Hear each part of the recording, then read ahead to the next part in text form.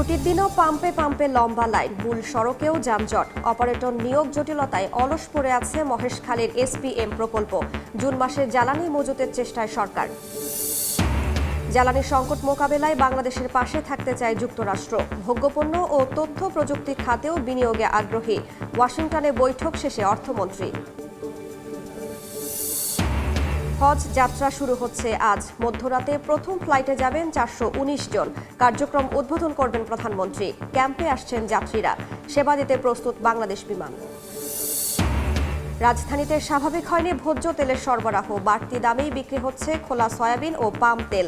সরবরাহ সংকটে লবণ। মশলার দাম বৃদ্ধির শঙ্কা। নওগাঁয় নিম্নমুখী চালের দর। এবং কিশোরগঞ্জের হাওরে চলছে আগাম বোরো ধান কাটা। ডিজেল সংকট, শিলাবৃষ্টি আর রোগে লোকসানের শঙ্কায় কৃষক। লক্ষ্যমাত্রা অর্জনে প্রভাব না পড়ার প্রত্যাশা।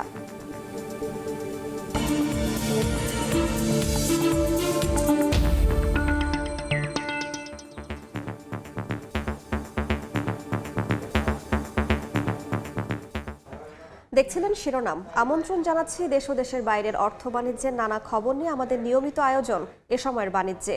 আপনাদের সঙ্গে আছি আমি রাইসা জান্নাত। ছুটির দিনেও জ্বালানি তেলের ভোগান্তি পোহাচ্ছেন সাধারণ মানুষ। গাজীপুরে তৈরি হয়েছে যানজট।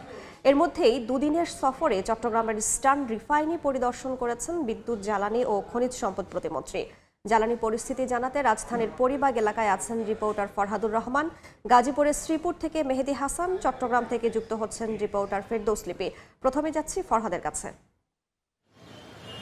অন্যান্য দিন যখন 2 থেকে 3 ঘন্টা অপেক্ষা করেও যানবাহন চালকরা তেল নিতে পারছিলেন, আজকে শুক্রবার ছুটির দিনে সেটি কয়েক গুণ বেড়ে গেছে। অর্থাৎ 7 থেকে 8 ঘন্টা, কাউকে আমরা দেখছি 10 ঘন্টা অপেক্ষা করেও জ্বালানি তেল সংগ্রহ করছেন। এই মুহূর্তে আছি আমরা পরিবাগে এবং এই এলাকায় এখনকার যে পরিস্থিতি আমরা যদি বলি, পাম্পের সামনে মানুষজন যারা এসেছেন তেল নিতে, সংগ্রহ করছেন যারা, তারা অন্তত 7 থেকে 8 ঘন্টাই অপেক্ষা করছেন। কেউ কেউ বলছেন রাত 3টা থেকে অপেক্ষা করে এখন বাজে 11টা, এই সময় তারা তেল নিতে পারছেন। এবং এই যে আমরা যেটি দেখতে পাচ্ছি, দেখানোর চেষ্টা করছি দর্শকদের যে মানুষজনের যে লাইন, যানবাহন সহ যারা লাইনে অপেক্ষা করছেন, এই লাইন কিন্তু এই পরিবাগ এলাকা এবং হাতিরপুল এলাকা ছাড়িয়ে একেবারে কারণ বাজার পান্থপথ পর্যন্ত চলে গেছে। অর্থাৎ তেলের জন্য মানুষজনের যে ভোগান্তি, সেটি আজকে ছুটির দিনে চরম পর্যায়ে পৌঁছেছে। এবং আমরা এখানকার চালকদের সাথে কথা বলেছিলাম, তারা যেটি বলছেন, রাজধানীর বিভিন্ন পাম্প আসলে বন্ধ থাকার কারণে কিছু নির্ধারিত পাম্পে চাপ পড়েছে বেশি। এবং একই সাথে আমরা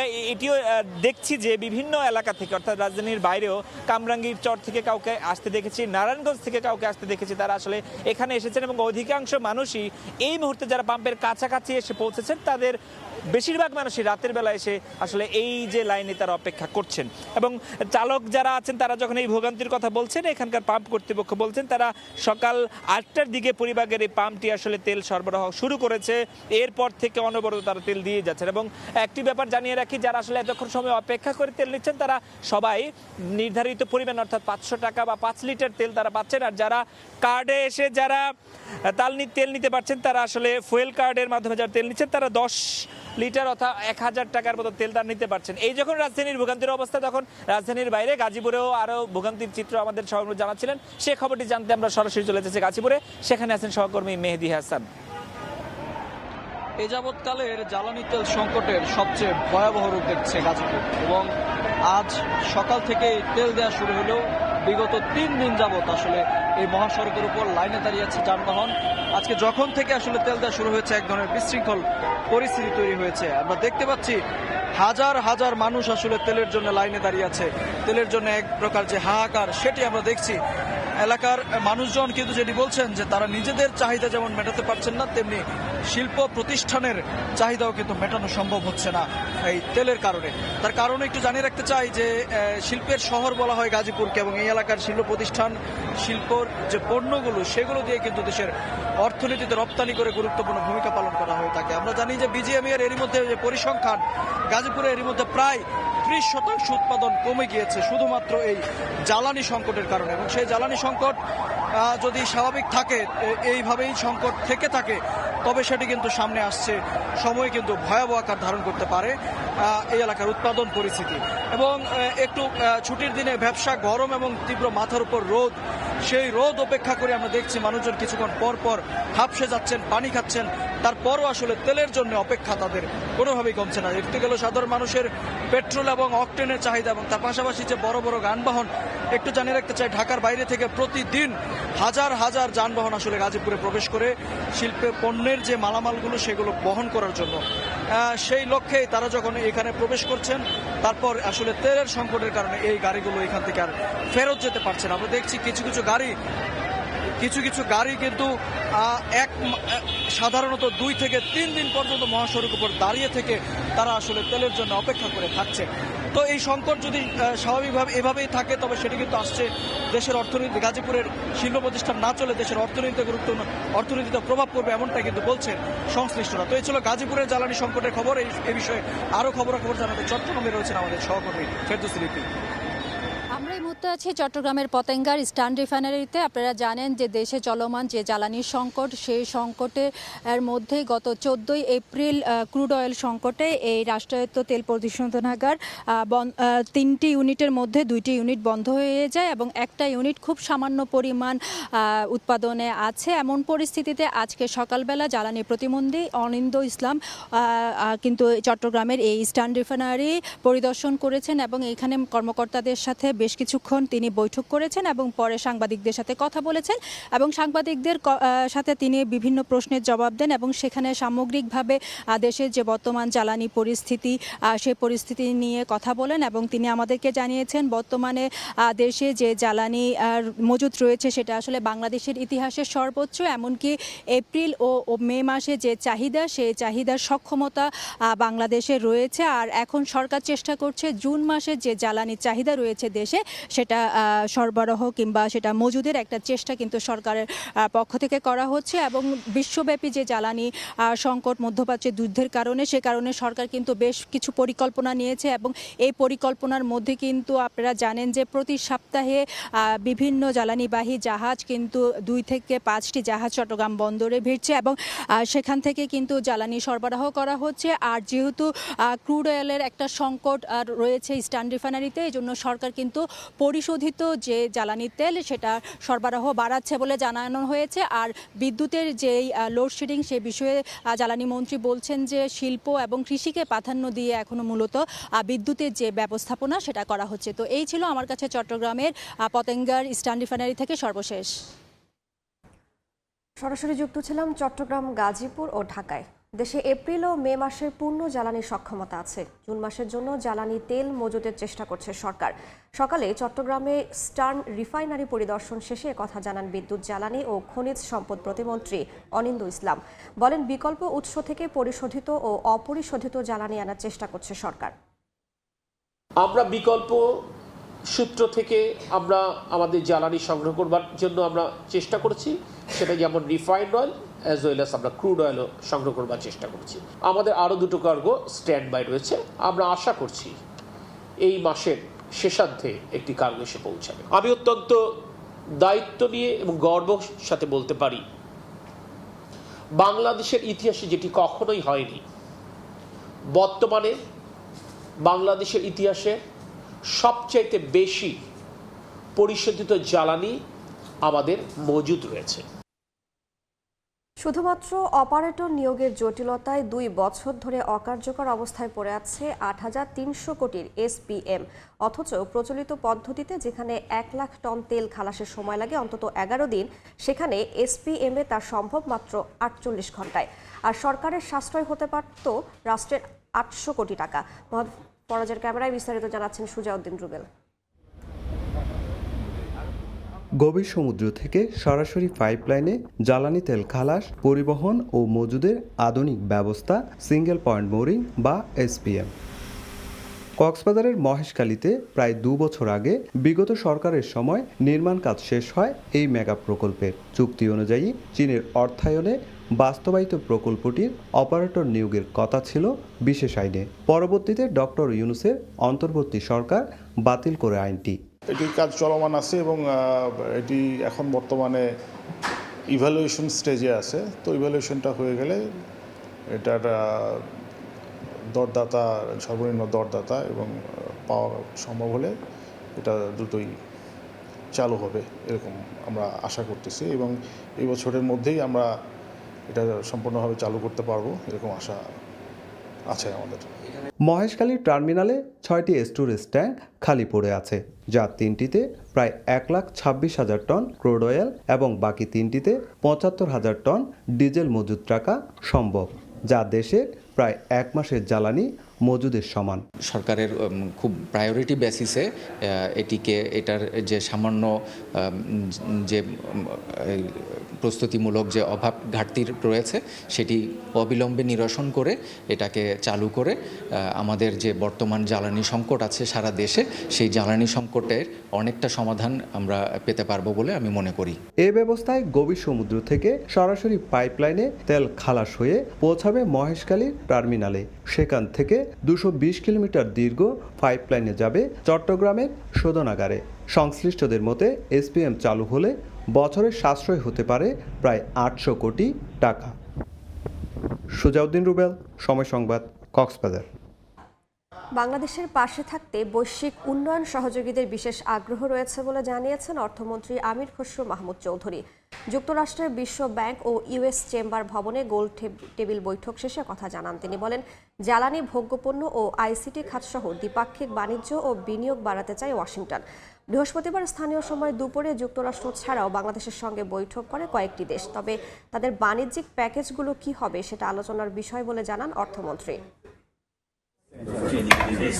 বৈশ্বিক জ্বালানি সংকট মোকাবেলা সহ ভোগ্যপণ্য খাতে বাংলাদেশকে সহযোগিতা করতে চায় মার্কিন যুক্তরাষ্ট্র। এসব খাতে বিনিয়োগেও আগ্রহী দেশটি। বৃহস্পতিবার যুক্তরাষ্ট্রের স্থানীয় সময় দুপুরে বিশ্বব্যাংক ভবন ও ইউএস চেম্বার অব কমার্স ভবনে যুক্তরাষ্ট্রের সঙ্গে বৈঠক শেষে একথা জানান অর্থমন্ত্রী আমির খসরু মাহমুদ চৌধুরী। বাংলাদেশ আমেরিকার এই ট্রেড রিলেশনশিপটা একটা ভিন্ন পর্যায়ে কিভাবে যেতে পারে, যে আমরা বোথ সাইড থেকে কি ট্রেড করতে পারি।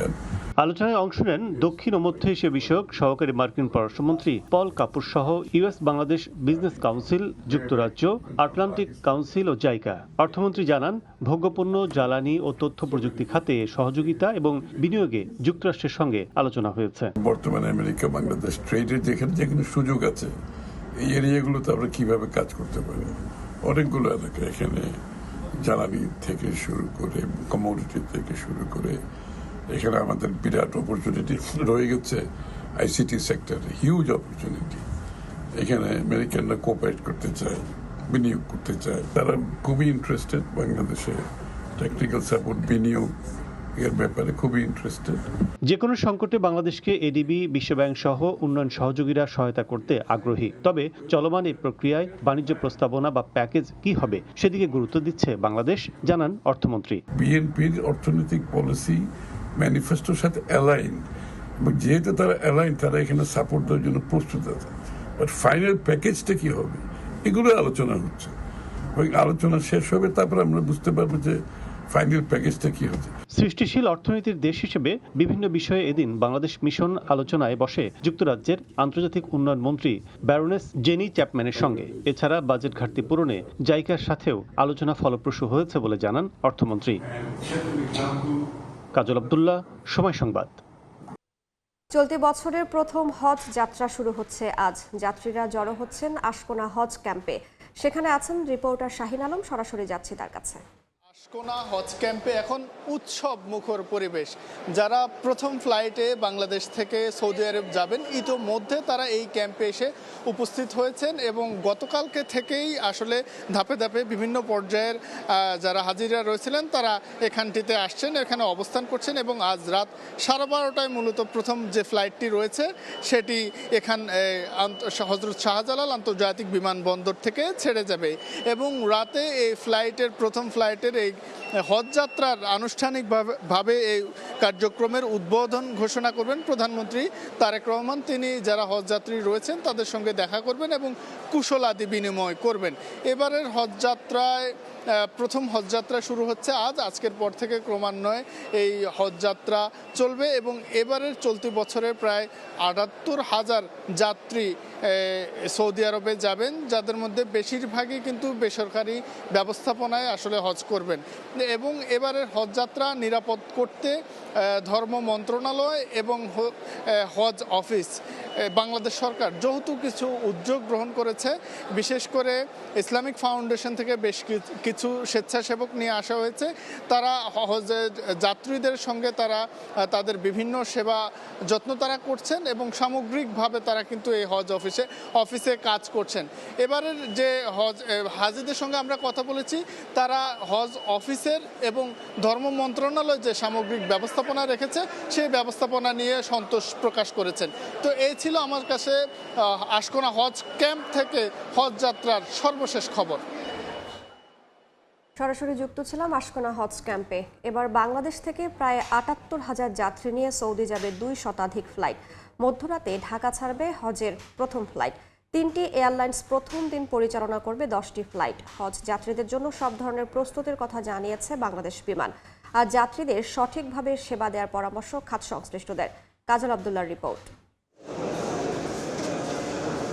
বাংলাদেশ থেকে প্রায় ২১৩টি ফ্লাইটে এবছর পবিত্র ভূমি মক্কার উদ্দেশ্যে যাত্রা করবেন হজযাত্রীরা। শুক্রবার দিবাগত রাত 12:30টার দিকে 419 যাত্রী নিয়ে উদ্বোধন হবে হজের প্রথম ফ্লাইট। হজরত শাহজালাল আন্তর্জাতিক বিমানবন্দর থেকে সৌদি আরবের জেদ্দা কিং আব্দুল আজিজ আন্তর্জাতিক বিমানবন্দরের উদ্দেশ্যে ছেড়ে যাবে বিমান বাংলাদেশ এয়ারলাইন্সের BG3001 ফ্লাইটটি। তথ্য অনুযায়ী বাংলাদেশ বিমানের পাশাপাশি হজ যাত্রীদের বহন করবে সাউদিয়া ও ফ্লাইনাস এয়ারলাইন্স। প্রথম দিন বাংলাদেশ বিমানের 4টি, সাউদিয়া ও ফ্লাইনাসের 3টি করে মোট 10টি ফ্লাইটে জেদ্দা ও মদিনা পৌঁছবেন যাত্রীরা। প্রি হজ ফ্লাইটে বাংলাদেশ বিমান পরিচালনা করবে 108টি ফ্লাইটে প্রায় 40,000 যাত্রী। বাকি 70টি সাউদিয়া ও 35টি পরিচালনা করবে ফ্লাইনাস। সব ধরনের প্রস্তুতির কথা জানিয়েছে রাষ্ট্রীয় বিমান সংস্থা। আমাদের হজ ক্যাম্পে আমরা এক্সট্রা লোক ডিপ্লয় করেছি। খুব কনস্ট্যান্ট আমাদের লোকজন, তারপরে সর্বোচ্চ সেবা দেওয়ার চেষ্টা করি। সেই জিনিসটা আমরা অলরেডি করে ফেলেছি। হজ ক্যাম্পেও আমাদের লোক লাগবে। চট্টগ্রাম, সিলেট থেকে কিছু লোক তুলে নিয়ে আসছি। এদিকে প্রতি বছর ফ্লাইট শিডিউলে কিছুটা পরিবর্তন হওয়ায় হজ ক্যাম্পে বিড়ম্বনায় পড়েন হজযাত্রীরা। চলতি বছর সুব্যবস্থাপনার প্রত্যাশা খাত সংশ্লিষ্টদের। হজ অপারেশনসে গত বছরও খুব সাকসেসফুলি বিমান অপারেট করেছে। কারণ ওই যে বললাম যে বিমানের লোকের এগেনস্টে শত অভিযোগ থাকতে পারে, তার কিছু সত্যতাও থাকতে পারে, হ্যাঁ, কিন্তু আমি নিজে অপারেট করে বলছি হজ অপারেশনসে বিমানের লোক নিষ্ঠার সাথে কাজ করে, উদ্ভাবনীমূলক কিছু কাজ করতে পারে যেগুলো মার্কেটিংয়ে দরকার, এবং এই জিনিসগুলো কিন্তু আমাদের নতুন করে আবিষ্কার করতে হবে না। ইংরেজিতে বলে you don't have to reinvent the wheel. 2026 সালে বাংলাদেশ থেকে হজ পালনে নিবন্ধন করেছেন ৭৮,৫০০ জন। এর মধ্যে সরকারি মাধ্যমে ৪,৫৬৫ জন এবং হজ এজেন্সির ব্যবস্থাপনায় যাবেন ৭৩,৯৩৫ জন। প্রি হজ ফ্লাইট শেষ হবে 21 মে। কাজল আব্দুল্লাহ, সময় সংবাদ, ঢাকা। স্টিলটেক মানে গুণগত মানের নিশ্চয়তা। It's all about stainless style. দেখছেন এ সময় বাণিজ্য।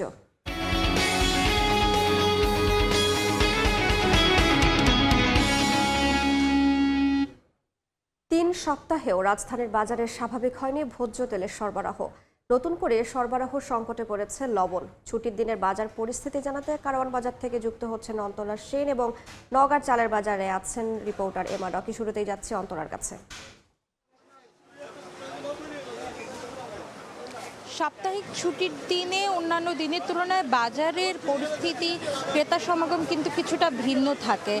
যেমন এদিন কিন্তু মাসিক আর সাপ্তাহিক বাজার করতে আসেন ক্রেতারা, তবে আজ কিন্তু বাজারের পরিস্থিতি কিছুটা ভিন্ন। শুক্রবার হলেও কিন্তু আজ কিন্তু বাজারে ক্রেতা সমাগম কিছুটা কম। সকাল থেকে পুরো বাজার ঘুরে আমরা দেখেছি, ক্রেতা বিক্রেতা উভয়ের সঙ্গে কথা বলেছি। তাদের কথা, নিত্য পণ্যের দাম বাড়ার সঙ্গে সঙ্গে কিন্তু কমে আসছে বেচা কেনার পরিমাণও। যেমন গেল সপ্তাহে বোতলজাত সয়াবিন তেলের যেরকম সংকট ছিল বাজারে, এ সপ্তাহে কিন্তু সেই সংকট পুরোপুরি কাটানো যায়নি। বিক্রেতারা বলছেন যে সরবরাহ কিছুটা বেড়েছে, তবে সব ধরনের কোম্পানির তেল কিন্তু বাজারে আসছে না। 2-1টা কোম্পানির তেল কিন্তু একেবারেই বাজারে নেই বললেই চলে। এখানে একটু জানিয়ে রাখতে চাই, গেল সপ্তাহে বাণিজ্য মন্ত্রীর সঙ্গে বিভিন্ন সয়াবিন তেল সরবরাহকারী কোম্পানির কিন্তু বৈঠক হয়েছে। সেখানে কোম্পানিগুলো দাম বাড়ানোর প্রস্তাব করলেও কিন্তু সরকারের পক্ষ থেকে সেই প্রস্তাব একেবারেই নাকচ করে দেওয়া হয়। অর্থাৎ তেলের দাম দাম বাড়ার যে সম্ভাবনা কিছুটা ছিল সেটা টলানো গেছে বলে ব্যবসায়ীরা ধারণা করছেন। তবে এখনো পর্যন্ত যেহেতু সব কোম্পানির তেল বাজারে সরবরাহ একেবারেই স্বাভাবিক না, তাই কিছুটা আশঙ্কা কিন্তু জনগণের মনে থেকেই যাচ্ছে। এদিকে যুদ্ধের প্রভাবে কিন্তু বাড়তে শুরু করেছে মশলার দাম। এর মধ্যে লবঙ্গ আর এলাচের দাম কিন্তু কিছুটা বেড়েছে। গেল মাসে লবঙ্গ বিক্রি হয়েছিল 1400 থেকে 1450 টাকায়, সেই লবঙ্গ কিন্তু এখন বাজারে বিক্রি হচ্ছে 1500 টাকায়। এলাচের দাম বেড়েছে, গেল মাসে ছিল 4500 টাকা, সেই এলাচ কিন্তু এখন বিক্রি হচ্ছে 5000 থেকে 5500 টাকায়। তবে দোকানিরা বলছেন সবচেয়ে বেশি বেড়েছে কিসমিসের দাম। 2 মাসে কিসমিসের কেজি কিন্তু প্রায় দ্বিগুণেরও বেশি ছাড়িয়েছে, বিক্রি হচ্ছে 900 টাকায়। এছাড়া কিন্তু বাজারে কিন্তু লবণের সরবরাহ কিন্তু বেশ কিছুটা কমেছে। এই ছিল ঢাকা থেকে কারণ বাজারের সর্বশেষ খবরাখবর। এই মুহূর্তে আমরা বাজার পরিস্থিতির খবর জানতে চলে যাব নওগাঁতে। সেখানে আছেন আমাদের সহকর্মী এমআর রকি। এপ্রিলের প্রথম সপ্তাহে চালের দাম কিছুটা বাড়তি ছিল, তবে চলতি সপ্তাহে এসে বাজার কিছুটা স্থিতিশীল আমরা দেখছিলাম। বিশেষ করে মোটা চালের যে দামগুলো, এটা বাজার কিছুটা নমনীয় এবং প্রতি কেজিতে 1 থেকে 1.5 টাকা পর্যন্ত চালের দাম কিছুটা এখানে কম। এখানকার ব্যবসায়ীরা বলছেন যে আগামী আর কিছু কারণে বাজারে যেসব মজুদ চাল ব্যবসায়ীরা মজুদ করে রেখেছেন সেই চালগুলো বাজারে ছাড়ার কারণে একদিকে প্রভাব রয়েছে। পাশাপাশি ভারত থেকে এলসিতে যে চালগুলো, এই চাল আগামী 20 এপ্রিল পর্যন্ত আসতে থাকবে। এর কারণে এই চালের বাজারে এক ধরনের থমকে থাকা ভাব। বিশেষ করে মোটা চালের বাজারে বড় ধরনের ছন্দপতন, প্রতি বস্তায় 50 থেকে 80 টাকা কেজিতে কিন্তু বস্তাপতি কমেছে মোটা চাল। তবে চিকন যে চালগুলো রয়েছে, বিশেষ করে নাজির, জিরাশাল, কাটারি, এই চালগুলো এখনো স্থিতিশীল এখানকার ব্যবসায়ীরা বলছেন। তবে এবার প্রথম থেকে কিন্তু ধান চালের বাজারে বেশ স্থিতিশীলতায় আমরা লক্ষ্য করছিলাম এবং আগামী কিছুদিনের মধ্যে কিন্তু আরেক দফা ধানের দাম কমে যাওয়ার কথা বলছেন। ধান পর্যাপ্ত পরিমাণে মাঠে রয়েছে, সেই মাঠ থেকে আগামী 2-1 সপ্তাহের মধ্যে কিন্তু এই অঞ্চলে যেসব নিচু এলাকা রয়েছে সেই ধানগুলো কাটামারাই শুরু হয়। ফলে ব্যবসায়ীদের যে হিসাব নিকেশ থাকে, তারা যে মজুত করে রেখেছিলেন ধানগুলো, এই ধান এবং চাল পর্যায়ক্রমে তারা কিন্তু ধাপে ধাপে ছেড়ে দেওয়ার কারণে পুরোদমে এই বাজারটি আগামীতে আরো এক দফা নিচে নেমে যাবে, এমন কথাই কিন্তু ব্যবসায়ীদের দিক থেকেই জানানো হচ্ছিল। এই ছিল সার্বিক নওগাঁ ধান চালের বাজার ব্যবস্থার খবর আমার কাছে। সরাসরি যুক্ত ছিলাম নওগাঁয়, তার আগে ছিলাম রাজধানীর কারওয়ান বাজারে। আর বাণিজ্য কম খরচে বেশি লাভ হওয়ায় নরসিংদীর রায়পুর আর চরাঞ্চলে বাড়ছে মিষ্টি আলুর চাষ। কৃষকরা জানান উৎপাদন ভালো হওয়ায় বিঘা প্রতি গড় মুনাফা হচ্ছে প্রায় 25,000 টাকা। আশিকুর রহমান পিয়ালের পাঠানো তথ্য ও ছবি নিয়ে রিপোর্ট। বিস্তীর্ণ চরজুড়ে দোল খাচ্ছে মিষ্টি আলুর গাছ। মেঘনা নদীর কোল ঘেঁষা নরসিংদীর রায়পুরা উপজেলার হরিপুরের পূবের চরে চাষ হচ্ছে সুস্বাদু মিষ্টি আলু। কার্তিক মাসে রোপণ করা হয় বীজ, পরিপূর্ণ ফলন আসে বৈশাখ জ্যৈষ্ঠ মাসে। অল্প খরচে লাভ বেশি, তাই দিন দিন আলু চাষে ঝুঁকছেন সবাই। কৃষকরা বলছেন আলু উৎপাদনে বিঘা প্রতি 15 থেকে 20,000 টাকা খরচের বিপরীতে বিক্রি হচ্ছে 40 থেকে 50,000 টাকা। স্থানীয় বাজারেই বিক্রি হচ্ছে এসব আলু। আমি 2.5 বিঘা জমি লাগাইছি, 2.5 বিঘার মধ্যে 1.5 বিঘা তুলা হয়েছে। চর এলাকার আলুটা খাইতেও স্বাদ বেশি এবং মিষ্টিও হয়। খরচের দিকটা কম, তারপরে আমরা এই মুনিমান্ড কম লাগে, আমরা এইটা সুবিধা, এটা আমরা ব্যবসা আমরা হয়। অন্য সব জায়গার চেয়ে এই জায়গার আলুটা খুবই ভালো, যেমন নীলিকা হরিপুর আলু এটা সবচেয়ে 1 নম্বর আলু। এদিকে জেলা জুড়ে মিষ্টি আলুর উৎপাদন বাড়াতে কৃষকদের নিয়মিত পরামর্শ ও কারিগরি সহায়তা দেওয়া হচ্ছে বলে জানিয়েছে কৃষি বিভাগ। মিষ্টি আলুর আধুনিক জাতের চাষ এখানে আমরা বাস্তবায়ন করতেছি, যার ফলে কৃষকদের মধ্যে উচ্চ ফলনশীল যে এই জাতগুলো চাষাবাদ করার ফলে কৃষকরা লাভবান হচ্ছে এবং পুষ্টিগুণ সমৃদ্ধ এই মিষ্টি আলু পুষ্টির চাহিদা মেটাতে খুব গুরুত্বপূর্ণ ভূমিকা পালন করতেছে। জেলায় চলতি মৌসুমে 860 হেক্টর জমিতে মিষ্টি আলুর চাষের লক্ষ্যমাত্রা নির্ধারণ করা হলেও আবাদ হয়েছে প্রায় 883 হেক্টর জমিতে। সময় সংবাদ, নরসিংদী। এবার জনপদের অর্থনীতির খবর।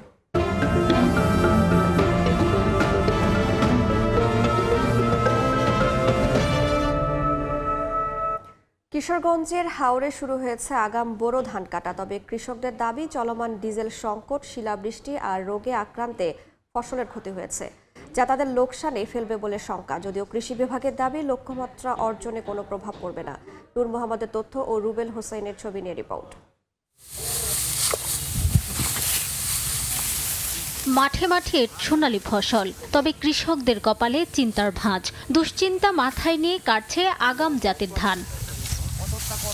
গ্রীষ্মের শুরুতে কিশোরগঞ্জের বিভিন্ন উপজেলায় চলে ধান কাটার উৎসব। বোরো ধান ঘরে তুলতে ব্যস্ত সময় পার করেন কৃষকরা, কিন্তু মার্চের শেষ দিকে হাওরে কয়েক দফা শিলাবৃষ্টি হয়। কৃষকদের দাবি, একে তো চলমান সংকটে ডিজেলের দাম ঊর্ধ্বমুখী, তার উপর সার ও কীটনাশক সহ অন্যান্য কৃষি উপকরণ কিনতে হচ্ছে চড়া দামে। এই অবস্থায় ফসলেও দেখা দিয়েছে নেক ব্লাস্ট রোগ। প্রতি একরে 30,000 টাকা জমা, এরপরে মনে হয় শিলাবৃষ্টি হয়ে ধান নিচে জড়ায়া এমনি এমনি ব্যাগ ভাই আমরা মাই। এই বছর যে টাকাগুলো যে রাখছি এই টাকাগুলো আমরা মনে হয় না উৎপাদন হবে।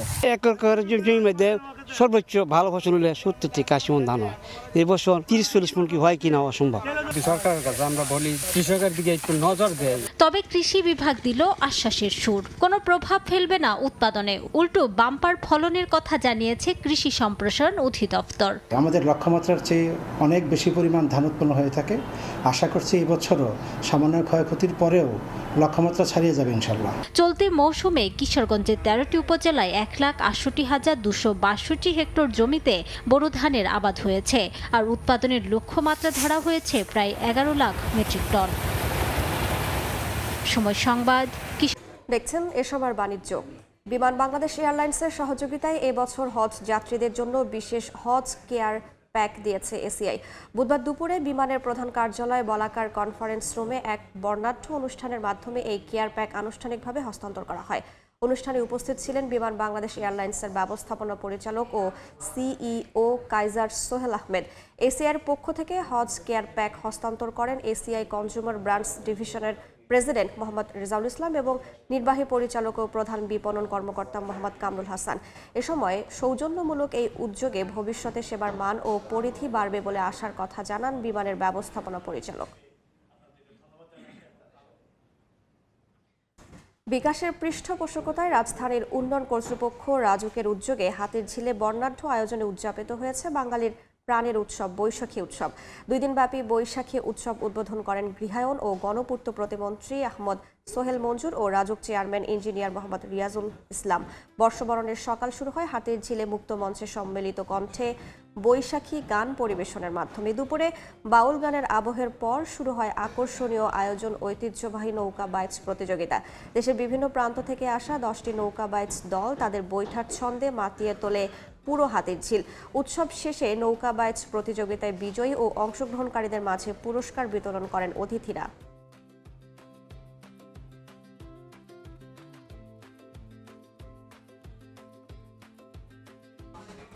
সার্ফ এক্সেলের নতুন পণ্য সার্ফ এক্সেল এক্সপার্ট হোয়াইটের উদ্বোধন উপলক্ষে ঢাকার গুলশানে ইউনিমার্ট ও স্বপ্নে বিশেষ অনুষ্ঠানের আয়োজন করা হয়েছে।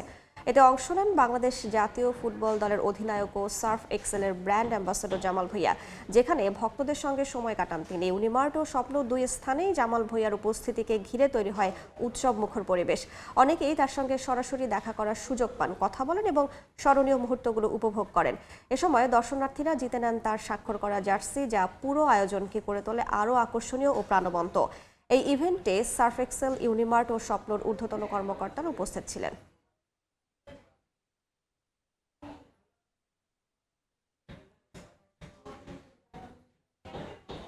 এবার মুক্তবাজারের খবর।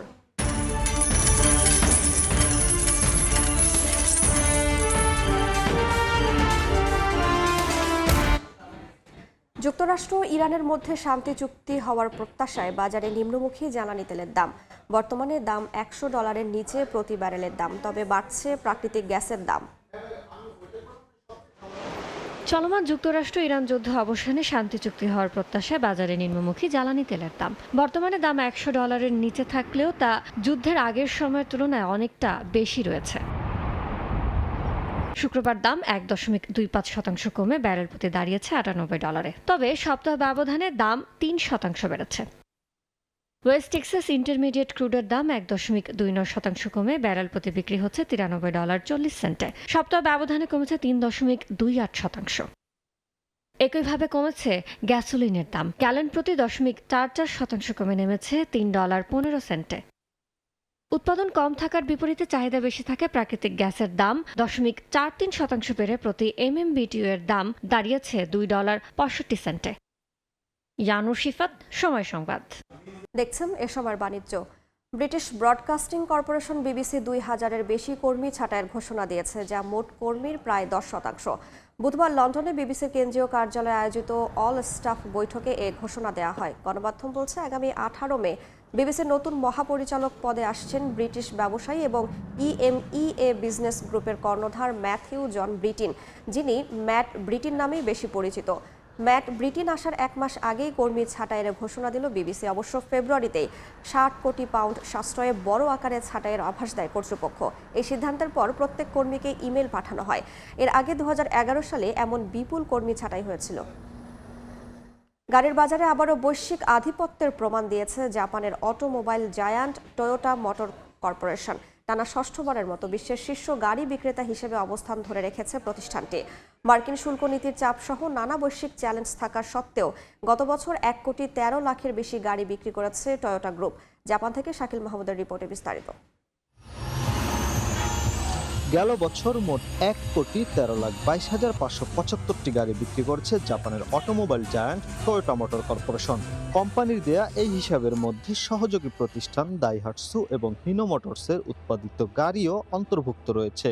বিক্রির পরিমাণ আগের বছরের তুলনায় 4.6% বেশি, যা জার্মানির ভলক্সওয়াগেন গ্রুপের মোট বিক্রিও ছাড়িয়ে গেছে। একই সঙ্গে এটি টয়োটার ইতিহাসের সর্বোচ্চ বিক্রির রেকর্ড হিসেবেও বিবেচিত হচ্ছে। দেশীয় বাজারেও শক্ত অবস্থান ধরে রেখেছে টয়োটা। শুধুমাত্র জাপানেই কোম্পানিটি 15 লাখের বেশি গাড়ি বিক্রি করেছে, যা আগের বছরের তুলনায় 4.1% বেশি। অন্যদিকে যুক্তরাষ্ট্রে বিক্রি 8% বৃদ্ধি পেয়ে 25,10,000 ইউনিটে পৌঁছেছে, যেখানে হাইব্রিড গাড়ির চাহিদা বড় ভূমিকা রেখেছে। এছাড়া চীনে 17,80,000-এর বেশি এবং ভারতে 3,50,000-এর বেশি গাড়ি বিক্রি করেছে টয়োটা, যেখানে ভারতের বাজারে প্রবৃদ্ধি ছিল উল্লেখযোগ্য 17.1%। উৎপাদনের দিক থেকেও 2025 সালে জাপানে 3.27 মিলিয়ন ইউনিট গাড়ি তৈরি হয়েছে, যা আগের বছরের তুলনায় 4.7% বেশি। জাপান থেকে মোহাম্মদ শাকিল মাহমুদ, সময় সংবাদ। এ পর্যায়ে শীর্ষ সংবাদগুলো জানিয়ে দিচ্ছে আরও একবার। ছুটির দিনও পাম্পে পাম্পে লম্বা লাইন, মূল সড়কেও যানজট। অপারেটর নিয়োগ জটিলতায় অলস পড়ে আছে মহেশখালীর SPM প্রকল্প। জুন মাসে জ্বালানি মজুতের চেষ্টায় সরকার। জ্বালানি সংকট মোকাবেলায় বাংলাদেশের পাশে থাকতে চায় যুক্তরাষ্ট্র। ভোগ্যপণ্য ও তথ্য প্রযুক্তি খাতেও বিনিয়োগে আগ্রহী। ওয়াশিংটনে বৈঠক শেষে অর্থমন্ত্রী। এবং হজ যাত্রা শুরু হচ্ছে আজ। মধ্যরাতে প্রথম ফ্লাইটে যাবেন 419 জন। কার্যক্রম উদ্বোধন করবেন প্রধানমন্ত্রী। ক্যাম্পে আসছেন যাত্রীরা। সেবা দিতে প্রস্তুত বাংলাদেশ বিমান।